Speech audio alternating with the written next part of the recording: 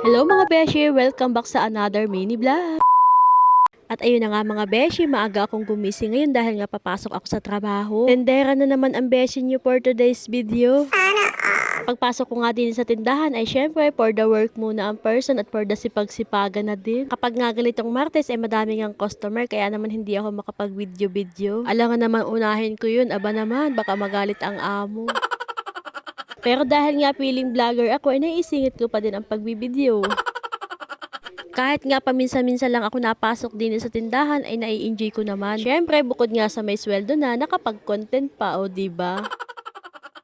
Sa hirap ng buhay ngayon mga beshi, kaya naman talagang kailangan nating dumiskarte. Kapag may mga pagkakataon nga na wala tayong ginagawa tapos may nag-offer ng trabaho, di for the go agad. Wag na tayo mag-reason na, ay, kesyo hindi mo alam yung gagawin, kesyo nakakahiya, baka magkamali. Lahat naman ng bagay sa umpisa, hindi naman talaga natin alam lahat yun. Kaya mas mabuting subukan para may matutunan. Tapos, pagdating ng panahon, malalaman mo na lahat, magiging magaling ka na. Malay mo, magiging amo ka na din someday. Ay, sana all, i-claim na natin yan.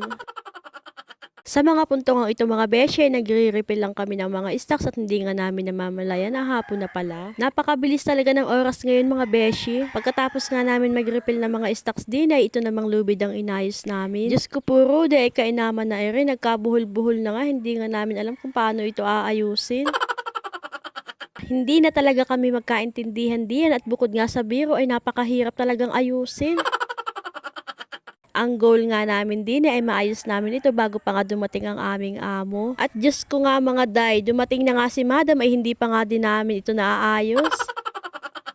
Hanggang sa tinulungan na nga din niya kami. Fast forward mga beshi, siguro inabot kami ng 3 oras bago pa nga ito natapos. At ayun na nga mga beshi, pagkatapos naming maayos ang magulong buhay ko, ay ang magulong lubid ay diyon for the merienda na muna ang mga person.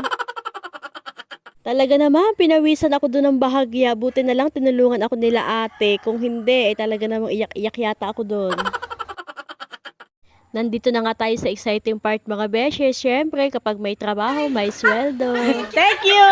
Pagkabigay nga sa akin ng sweldo, ay di umuwi na kami. Thank you po madam sa extra income. May panghulog na ako sa card bukas.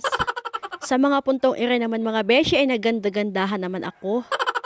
Nagpalagay nga ako dyan ng eyelash extension sa kapatid ko. At in fairness naman mga beshi, bumagay sa akin.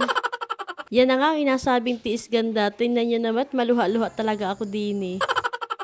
Kapag hindi talaga sanay ang mata sa mga papaganyang style-style, talaga namang mapapaluha talaga sa hapdi naman ng glue. Kailangan tiisin kasi ginusto natin. Pagkatapos ko nga magpalagay ng eyelash extension ay binisita ko naman itong aking pain. Naglagay nga ako dito ng padikit para sa mga alaga naming mababait. Ako ngayon nauubusan na ng pasensya dito sa mga alaga naming ito dahil nga ang aking mga damit ay pinagkakagat ng mga ito. Kaya naman, it's time to shine. Panahon na para gumante. Hanggang dito na lang muna mga beshi. Thank you for watching. Bye!